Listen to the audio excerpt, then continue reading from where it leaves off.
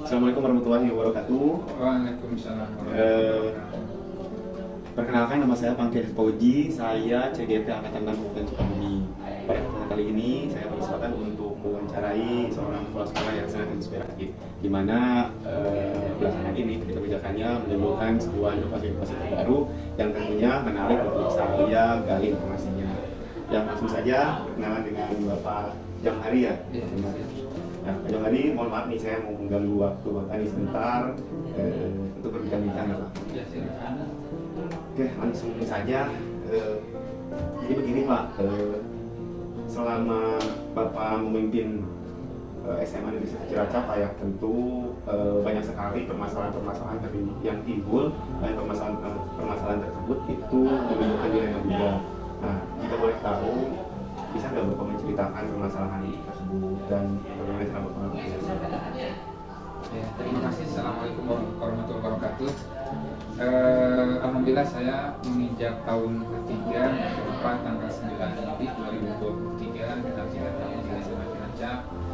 Ada beberapa hal yang mungkin ada satu kesan pertama ketika saya datang ke SMA Cilacap. Yang pertama yang jadi sorotan karena fokus sekolah itu adalah siswa, saya melihat siswanya. Nah, memang ada beberapa hal yang muncul berkaitan dengan kondisi siswa di SMA Cilacap. Setelah saya coba sedikit monitor, kemudian saya coba analisa dan saya coba evaluasi, ternyata secara umum dan secara keseluruhan masalah yang paling utama di SMA Cilacap itu sesuai dengan masalah rendahnya motivasi belajar, yang berdampak ke rendahnya juga siswa untuk mau melanjutkan ke perguruan tinggi. Berawal dari masalah ini, saya mencoba penyebab apa yang menimbulkan motivasi siswa untuk belajar itu rendah dan juga tingkat partisipasi melanjutkan ke perguruan tinggi rendah.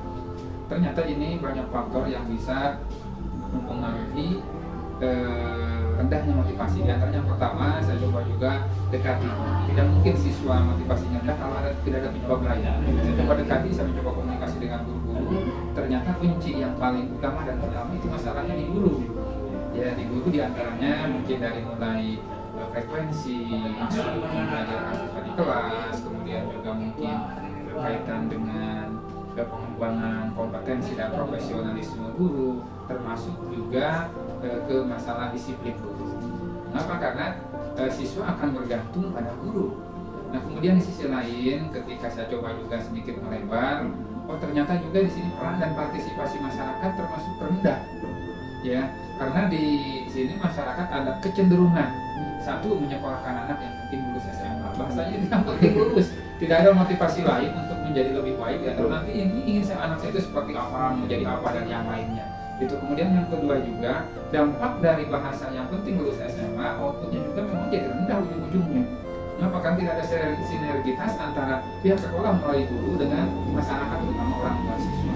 Kemudian hal-hal lain berkaitan dengan peningkatan motivasi ini saya coba juga, ini adalah masalah sarana prasarana. Memang ada beberapa sarana prasarana yang tidak tersentuh atau belum dioptimalkan dan belum diberdayakan. Saya coba juga ini mencoba menginventarisir berkaitan dengan kebutuhan sarana prasarana, termasuk juga sarana penunjang utama belajar, media pembelajaran dan pembelajaran. Nah, masalah-masalah itu yang kesan pertama yang muncul memang berawal dari rendahnya motivasi belajar siswa. Dari rendahnya motivasi belajar siswa ya Pak. Nah, lalu bagaimana sih cara Bapak menyelesaikan permasalahan tersebut? Ya, saya coba karena tadi berprinsip yang paling dominan menentukan maju mundurnya dan juga meningkatnya kualitas pembelajaran siswa yang nanti juga mendorong motivasi belajar, saya mencoba untuk bersama guru itu menjalin komunikasi yang intens. Makanya saya selalu tiap bulan di awal itu rapat, biar muncul satu komunikasi positif, kesamaan persepsi dan juga kesamaan visi dalam melaksanakan pembelajaran, sehingga bahasa saya tidak mungkin siswa rendah motivasinya untuk belajar kalau gurunya memiliki semangat dan motivasi untuk belajar mengajar. Karena ini korelasi yang sinergis. Ya, jadi kalau memang misalkan siswanya juga motivasinya rendah karena gurunya, maka saya mencoba untuk membangkitkan semangat, gairah bagi bapak ibu guru untuk satu mau melaksanakan tugas dengan sebaik-baiknya dengan dasar yang ikhlas. Sebab bahasanya keberhasilan anak adalah keberhasilan guru, kegagalan anak adalah kegagalan guru. Dan juga berikutnya saya dulu sering mencoba untuk minimal orang tua itu datang ke sekolah 1 semester sekali. Agar apa? Agar siswa itu merasa diperhatikan oleh orang tua di sekolah. Makanya itu lewat wajib, bahasa saya itu wajib mengambil rapor itu bukan berarti tidak bisa diambil oleh siswa, bukan. Saya mencoba ingin mendekatkan satu komitmen antara orang tua dan guru atau orang tua dan siswa. Makanya yang mengambil rapor itu orang tua yang ambil, biar tahu permasalahan anak dan juga permasalahan sekolah. Dan yang berikutnya saya coba juga ini memohon kepada pihak ketiga, baik itu instansi pemerintah, masyarakat ataupun dunia lain yang siap dan bisa bekerja sama untuk memotivasi anaknya mau belajar dan juga memotivasi pergerakan atau majunya SMA Negeri Cilacap ke depan. Sebab kalau saya lihat anak punya motivasi, guru juga punya motivasi, hanya motivasinya ini kadang-kadang nggak nyambung, nggak sinkron, atau bahkan ada bahasa saya saling menyalahkan, ada anaknya begini, kata anak, ada gurunya begini, atau orang tua juga sama. Sebab makanya dari sana saya mencoba untuk menggali melalui proses komunikasi baik ibu maupun dengan orang tua. Nah, selanjutnya ketika ada apa tadi perubahan yang Bapak berikan dengan mereka tentu itu menimbulkan pro kontra ya biasanya. Ya. Nah, dalam dilema seperti itu, guru, siswa, bagaimana sih cara Bapak menyelesaikan dilema tersebut supaya semuanya bisa sama-sama benar gitu? Memang kalau saya lihat ketika awal itu persepsi guru juga itu memiliki satu konsep masing-masing di sini itu. Jadi kekompakannya agak kurang dalam pembelajaran. Dengan demikian saya coba setiap orang itu punya kelebihan. Kalau memang misalkan guru itu hanya dilihat kekurangannya saja, pasti tidak akan ada titik temu. Makanya saya coba pendekatan secara personal ke setiap guru. Misalkan guru A itu, oh di sini kelebihannya, di sini kekurangannya, terus yang lain juga sama. Tapi benang merahnya dia mau istilahnya mau mencoba untuk membawa SMA Cilacap lebih maju ke depan. Hanya tinggal tadi mungkin saya coba setelah pendekatan personal, saya tarik benang merahnya. Semua siswa, semua guru, baik itu yang bahasanya itu yang udah senior atau junior, memiliki kesamaan untuk memajukan SMA Cilacap. Hanya caranya kadang-kadang yang mungkin itu tidak dalam posisi satu wadah, satu cetakan yang jelas, sehingga kadang-kadang berjalan masing-masing. Kemudian juga saya mencoba untuk karena di sini ada sejenis, ada orang yang guru yang udah lama merasa mungkin saya setelah tahu, yang muda mungkin di sini saya malu karena itu. Saya coba untuk tidak ada jeda seperti itu. Jadi senioritas dan junioritas itu bukan untuk memajukan sekolah, itu hanya dalam tataran etika saja. Ketika kerja kita harus profesional, kita juga harus memiliki kompetensi yang jelas. Inilah saya. Jadi tidak ada jeda, tidak ada batas, tidak ada penghalang untuk mencoba kita mengeksplor kemampuan kita. Saya mencoba juga yang tua-tua, yang udah senior, tolonglah silakan, boleh bisa pengalaman banyak, tapi bukan berarti yang muda juga tidak memiliki kemampuan. Misalkan silakan tunjukkan. Yang penting tadi bahasa senior itu dalam Islam itu kan dalam tata etika, tata pergaulan tentang agama. Dalam pembelajaran ada ruh yang jelas, sama-sama tujuannya adalah untuk membelajarkan. Maka di sana saya coba untuk merangkul semua guru. Nah, soal nanti misalkan di itu ada sedikit yang ke kiri, saya coba minimal ya jangan ke kiri, ini ke kanan. Itu tujuan kita akan ke sana. Ya. Kemudian juga hal-hal lain yang mungkin dijadikan sebagai suka alasan A, B, C dan yang lainnya saya coba berikan pemahaman pada guru. Sebab bahasa ketika naluri, ketika ruhnya itu hati guru sama, saya yakin insya Allah SMA Cilacap punya satu prospek dan progres ke depan menjadi sekolah besar dengan catatan ada komitmen yang jelas dan semua guru dan itu memiliki integritas yang kuat untuk memajukan sekolah. Baik Bapak, bagus sekali penyelesaian dan prosedur penyelesaian juga sangat bagus sekali, inspiratif sekali Pak. Nah selanjutnya begini Pak, jadi berdasarkan modul yang saya pelajari dalam pengambilan keputusan itu biasanya terjadi dua jenis dilema. Biasanya ada dilema etika dan rujukan moral. Dimana kalau dilema etika itu benar lawan benar, kalau rujukan moral itu kebenaran lawan kesalahan. Nah dari teori ini kira-kira Bapak itu biasanya seperti apa sih cara membedakan atau mengidentifikasi sebuah masalah itu berdasarkan dua dilema ini? Saya coba untuk memberikan pemahaman untuk rekan-rekan semua itu. Sebab bicara etika, moral, kemudian bicara juga realita dan juga legalitas. Ya karena bicara moral itu adalah bicara baik benar salah, otomatis saya untuk memberikan suatu pemahaman yang sama. Ya ke guru lewat pendekatan dari musyawarah atau bahkan di samping ngobrol-ngobrol yang rileks atau yang lain, coba ketika ini kok kiras guru ini, oh guru ini kelihatannya acuh saya coba. Saya jarang memanggil guru, tapi ketika momen tertentu saya masukkan isu-isu atau konsep-konsep tertentu. Sebab kalau dipanggil atau dalam bahasa secara formal kesannya nggak bakalan menyelesaikan masalah karena mereka butuh dihargai juga dan tidak terasa melalui sambil jalan ngobrol kadang-kadang sambil masjid atau yang lainnya, saya coba masukkan itu. Kemudian juga saya untuk mencoba menghindari, saya bukan tidak suka konflik, tapi diusahakan konflik itu dimanage sehingga tidak liar. Ya, karena itu dijadikan sebagai salah satu pemicu dan juga pemacu saya untuk bergerak. Ya, karena kita kadang-kadang mengambil sikap, mengambil keputusan itu melalui proses dari konflik dulu. Ya, artinya bukan konflik saling dan bawahan, bukan mungkin ada perbedaan di antara rekan-rekan atau bisa juga persepsi tentang satu rencana ke depan. Makanya saya mencoba ketika dalam rapat itu saya samakan dulu, mari kita susun visi. Karena pertama kali ke sini saya visi di sini itu ada 3 Pak Bangkit.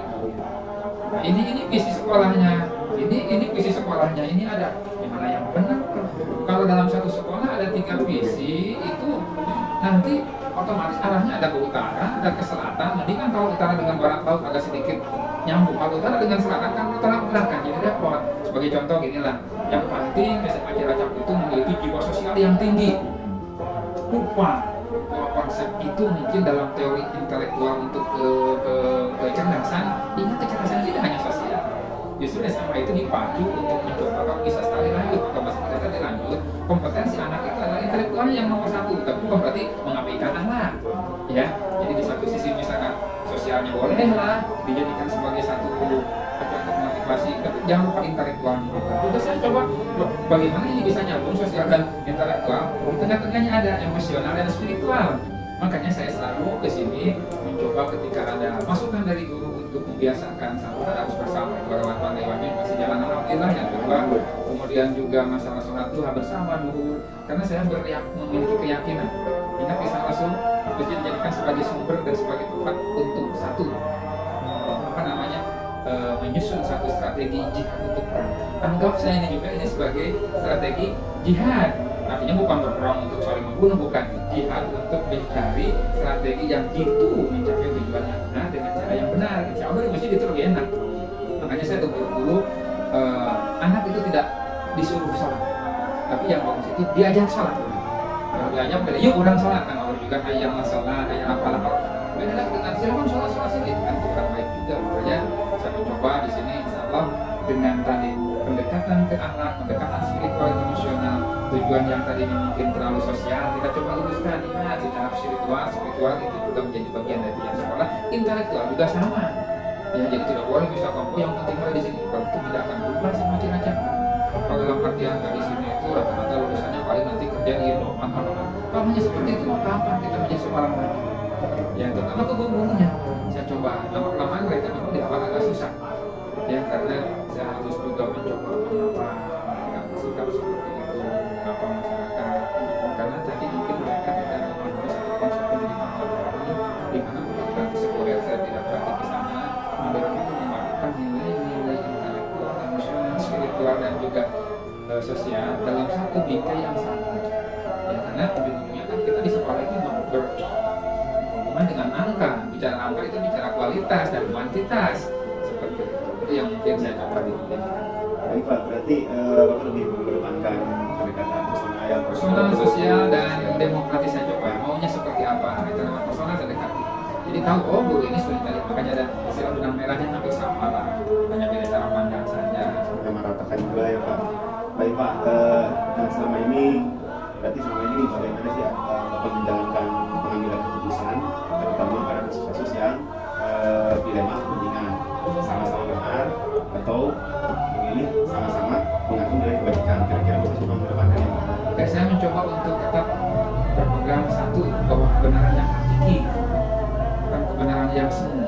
Artinya kebenaran hakiki itu memiliki dasar universal, general kebenaran. Artinya tidak hanya benar menurut saya, benar menurut orang lain dulu, kemudian juga sumber-sumber norma yang lain. Jadi kebenaran yang hakiki yang coba. Nah, ketika misalkan di sana konsep si A atau guru A itu kebenarannya itu begitu, karena mungkin dasar berpikirnya. Karena ada kebenaran yang mungkin di satu sisi tidak hanya keadilan, distributif, kemudian komunikatif dan yang di sini juga ada. Mereka merasa benar karena terbiasa ada. Oh, nah biasanya di sini jadi pembenaran terhadap kebiasaan. Padahal kita bukan membenarkan yang biasa, tapi membiasakan yang benar. Itu yang mungkin di sini. Wah, ini dari sini biasanya juga gini. Kami itu begini, jadi benar komunal, tapi tidak secara hakiki itu salah. Kemudian juga misalkan tadi tidak mengedepankan kebajikan, saya harus menyatu di sana. terintegrasi. Jadi tidak artinya bahwa kebenaran yang sifatnya hakiki itu berbenturan dengan kebenaran yang sifatnya tadi kebajikan. Enggak, kebenaran yang hakiki itu memiliki nilai kebajikan. Karena tadi ada dasar universalitas dan general. Jadi tidak misalkan, oh ini kan benar begini, itu kalau cara pandang. Mungkin tadi misalkan kalau Pak Kim, oh menurut hukum, nah hukum itu kan ciptaan manusia. Ketika diciptakan hukum itu ada melalui proses natural, pembenaran secara alam yang diakui, ada juga melalui proses politik. Nah kalau yang proses politik itu kebenarannya kan bukan peran yang hakiki. Itu misalkan lewat, oh ini mungkin lewat pengambilan keputusan dengan cara musyawarah mufakat atau melalui voting. Nah, dalam voting kan kebenaran komunal, yang banyak yang menang belum itu benar, jadi tidak seperti itu. Baik, dari langkah-langkah juga sudah terpaparkan, sangat luar biasa sekali. Terus paling dalam keputusan komunikasi juga Bapak sudah sampaikan tadi ya, paling ini adakah sih yang menurut Bapak ini yang merupakan tantangan dalam pengambilan keputusan itu, terkait dengan kasus dilema atau apa, kemudian tantangan yang paling timbul itu seperti apa sih? Kalau saya tidak menggunakan satu cara pengambilan keputusan, misalkan oh bagaimana saya tidak ada poin-poin atau kasus-kasus tertentu saya harus mengambil sikap langsung otomatis sebagai leader misalnya. Ada juga yang oh ini kok perlu dibicarakan. Makanya saya selalu dalam pengambilan keputusan mengambil dua cara atau dua metode. Metode pertama mungkin sebagai pengambil keputusan sebagai leader saya ambil, tapi lihat juga cakupannya, baik itu cakupan lingkup kebermanfaatannya atau juga mungkin tingkat kemadaratannya. Nah kalau oh ini mah tidak terlalu penting tapi perlu juga menyampaikan melalui proses musyawarah, silakan musyawarah. Nah, saya kadang suka mengajak yuk duduk bersama. Kalau menurut hemat saya, menurut logika saya bahwa ini harus melalui proses musyawarah. Ya misalkan contoh ketika misalkan bagaimana cara untuk meningkatkan motivasi belajar siswa tadi. Pas ini harus tanya dulu saya ke Remakum biar semua sama-sama mendengar. Dan kadang-kala yang suka ada repot itu mereka di rapat tidak hadir, itu di luar ngoceh ini ya. Nah itu masalah yang kadang-kala kurang senang.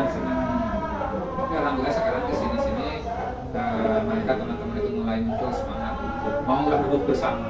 Ya, jadi kalau misalkan mereka punya cara bukan disampaikan di luar panggung, ya kalau lagi pertunjukan itu lah di dalam rapat. Di luar itu, maka saya sering ke anak-anak juga ke guru-guru sendiri. Yuk mari kita menjadi petarung, ya bukan berarti saya mengikuti bapak ibu atau ibu bapak ibu mengikuti saya, bukan, kita sama-sama padukan, jangan menjadi pecundang. Ya pecundang itu mereka yang merasa bahwa saya sendirinya benar, saya tidak suka itu termasuk dari dasar. Silakan kontrol saya, silakan berikan masukan saya, silakan berikan saran saya, silakan kritik saya.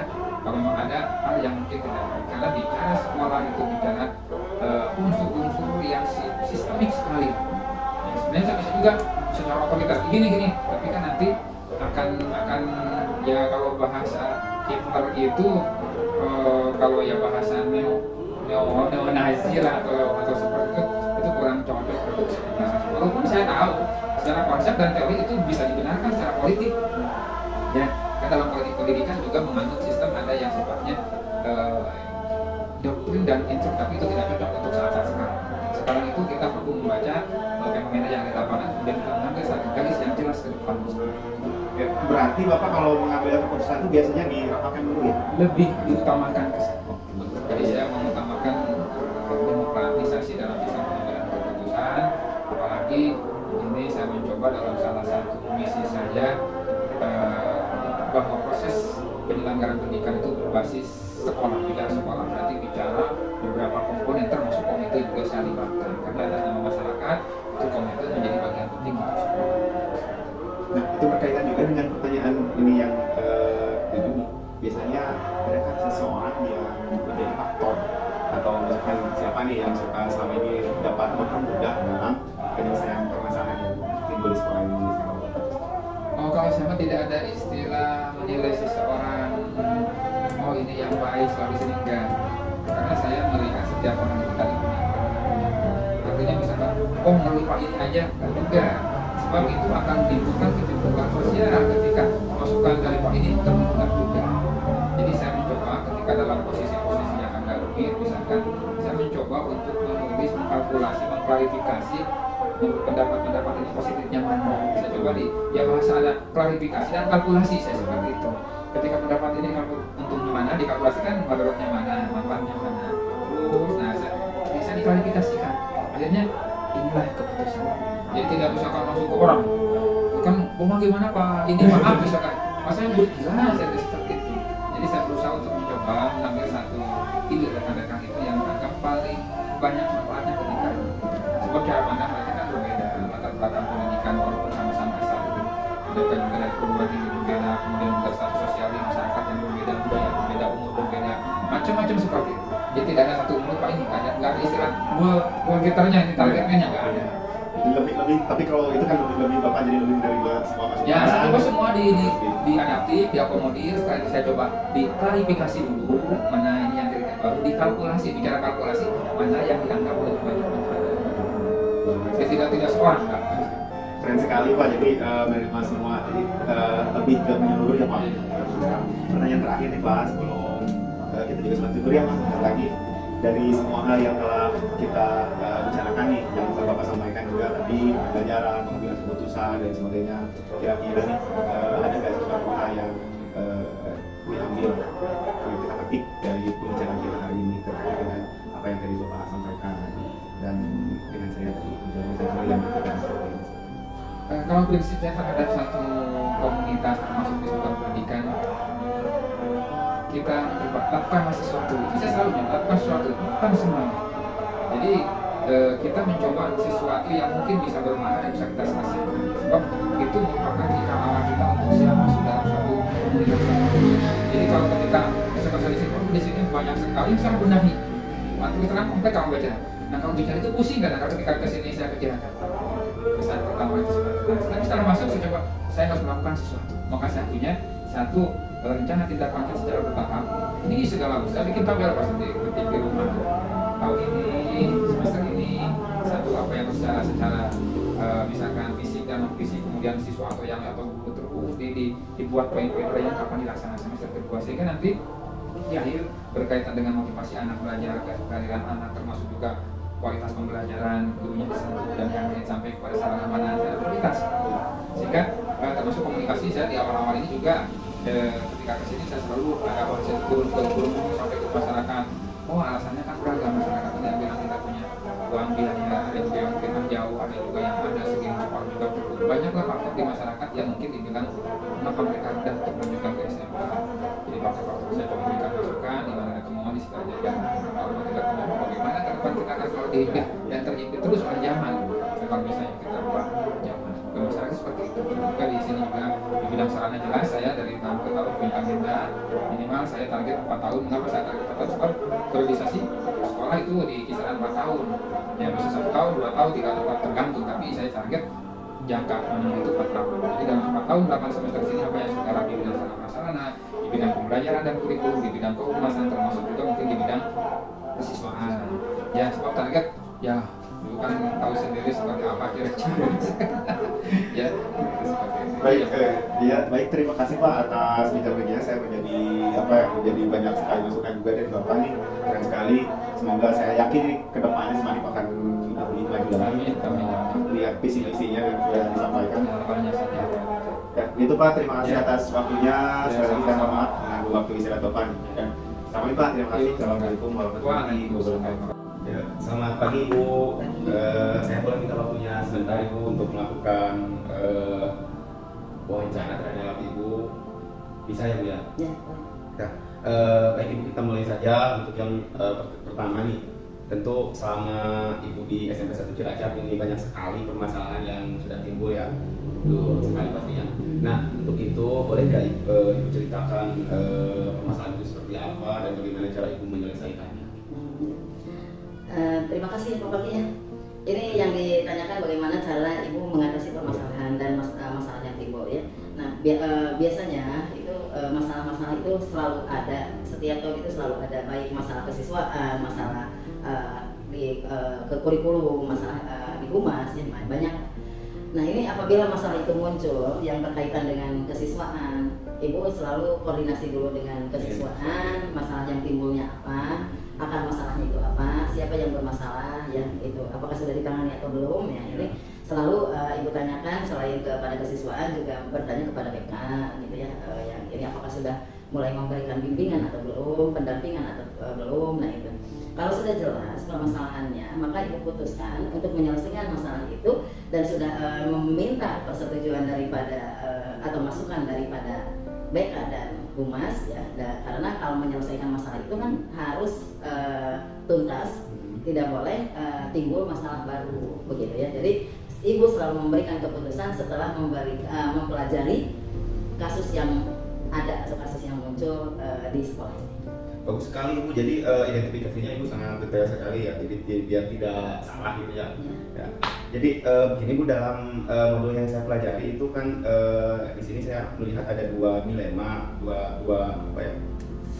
Yang pertama ada yang pertama itu ada dilema etika, kebenaran lawan kebenaran, dan yang kedua ada rujukan moral. Nah, bagaimana sih cara Ibu mengidentifikasi permasalahan itu dilema etika atau misalkan rujukan moral? Untuk mengatasi dilema etika, yaitu yang benar melawan yang benar, itu kan sulit mungkin ya. Nah di sini juga pernah ada salah satu contohnya, Pak Bangki juga tahu bahwa di era 4.0 ini sekolah dituntut untuk digitalisasi, sekolah digitalisasi ya.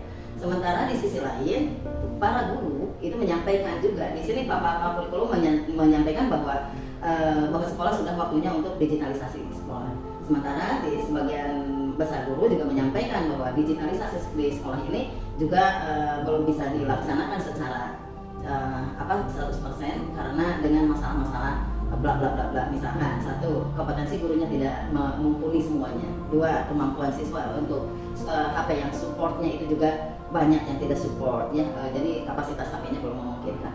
Nah di antara setelah ibu mendengar ini bahwa memang kita di 4.0 itu memang sudah harus digitalisasi. Apalagi di kita dengan sekolah penggerak, dengan guru di sini banyak guru penggerak, kan memang itu sudah layak lah untuk digitalisasi. Tapi bagaimana menyelesaikan yang tadi? Nah ini ibu mengambil keputusan bagaimana kalau yang kurang kompeten di bidang gurunya kita mengadakan workshop untuk digitalisasi, untuk bisa bagaimana sih guru itu masuk di PMN, bagaimana guru bisa mengajar dengan menggunakan digital.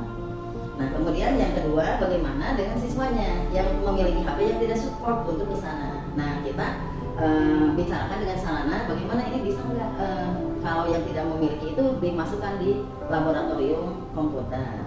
Kemudian juga bagaimana support dari internetnya gitu ya. Jadi akhirnya jadi titik temu ya, digitalisasi bisa terlaksana, yang kekurangannya bisa kita atasi. Guru dengan workshop, ya, siswa dibantu dengan perangkat komputer yang ada di sekolah. Jadi lebih win-win solution ya kalau misalkan istilahnya itu ya. Ya. Baik, pertanyaan selanjutnya Bu, selama ini bagaimana sih Ibu menjalankan pengambilan keputusan terutama untuk kasus-kasus dilema kepentingan gitu, sama-sama benar, semuanya sama-sama mengandung nilai kebajikan. Jadi masalah itu sama-sama benar dan sama-sama benar. Ya seperti tadi ya, jadi kita harus mengambil keputusan yang sama-sama benar itu, yaitu bagaimana di pihak A benar, di pihak ini juga benar, di pihak ini enak, di pihak itu enak, tidak ada yang dirugikan dan sekolah bisa maju, kreatif dan tetap inovatif, kondusif sehingga tidak menimbulkan masalah atau gap di dalam sekolah. Jadi keputusan itu tidak bisa diberikan kalau ternyata banyak madorotnya, banyak orang yang merasa tersisih atau terhianatinya, begitu ya. Jadi harus mempertimbangkan bagaimana ini bisa selesai dengan baik. Jadi mungkin ada prosedur tersendiri ya, prosedurnya seperti apa kira-kira kalau itu dalam penyelesaian ini? Step-stepnya misalkan kalau seperti tadi yang di kasus digitalisasi ya, Ibu tanya ke sarananya. Bagaimana sarana prasarananya untuk digitalisasi itu? Apakah bisa terlaksana 100%? Apakah sarana kitanya support? Apakah kemampuan gurunya kan gitu ya, juga kompeten? Nah berapa persen yang kurang kompeten? Nah itu ya, jadi seperti itu. Jadi masalah dari anaknya apa? Bagaimana mengatasi anak yang misalkan takut ada penyelewengan? Nah kan ibu berikan bagaimana caranya untuk mengatasi biar gadget itu tidak disalahgunakan. Itu kan dengan bagaimana kalau anak itu megang HP di saat pembelajaran yang menggunakan HP. Nah kalau tidak menggunakan HP, ibu kan sudah menganjurkan untuk dikumpulkan, ya, untuk tidak dipegang sama siswa. Jadi HP yang anak bawa itu efektif untuk pembelajaran. Jadi langkah-langkahnya seperti itu, gitu ya. Jadi tanya dulu, ini dulu evaluasi dulu di sekolahnya, evaluasi diri kemampuan kita dalam sarananya, kemampuan gurunya dan lain sebagainya seperti itu. Ya, jadi mungkin itu lebih ke hal yang dianggap efektif ya gitu mungkin dalam pengambilan keputusan ini. Jadi pertanyaan keempat sudah terjawab sebenarnya. Jadi saya akan langsung ke pertanyaan kelima nih Bu, yang selanjutnya adakah menurut Ibu yang merupakan tantangan dalam pengambilan keputusan pada kasus-kasus yang berhubungan dengan delima etika? Benar, tantangannya tentu saja ada. Banyak sih tantangannya. Ya. Contoh aja Bu ya. Contoh. Tantangan misalkan seperti kita mau meningkatkan atau mendekatkan siswa yang learning loss ya itu ke agama gitu ya. Nah ini mendekatkan anak-anak dengan pembiasaan untuk membentuk karakter ini. Tetapi kan ada juga tantangannya bahwa katanya sholat duha itu tidak ada yang berjamaah, padahal kita tidak pernah mengatakan bahwa sholat duha itu adalah berjamaah, tetapi membiasakan anak-anak sholat duha cuma di sini bersama-sama gitu kan ya. Nah bagaimana untuk menyampaikan atau memberikan pengertian kepada mereka itu juga perlu usaha yang keras ya, bahwa di sekolah itu memang tidak dikatakan tidak ada yang namanya buka bersama berjamaah, ada juga itu pembiasaan sholat duha bersama-sama. Nah ini saya paham, saya mengerti bahwa hal tersebut itu juga salah kalau berjamaah, karena sholat duha itu tidak ada yang berjamaah. Maka kami juga dibantu oleh guru PAI untuk menjelaskan kepada pihak-pihak terkait yang menyampaikan kepada anaknya bahwa nggak usah ikut duha di sekolah, karena tidak ada di dalam aturan Islam itu bahwa sholat duha itu berjamaah seperti itu. Tetapi alhamdulillah mereka paham dan sekarang bisa ikut sholat duha. Nah, selanjutnya Ibu, apakah Ibu memiliki sebuah aturan atau misalkan jadwal tertentu dalam penyelesaian sebuah kasus ataupun juga rujukan orang? Maksudnya ketika ada masalah itu, apakah Ibu langsung menyelesaikan lewat itu atau Ibu punya prosedur sendiri atau jadwal sendiri gitu?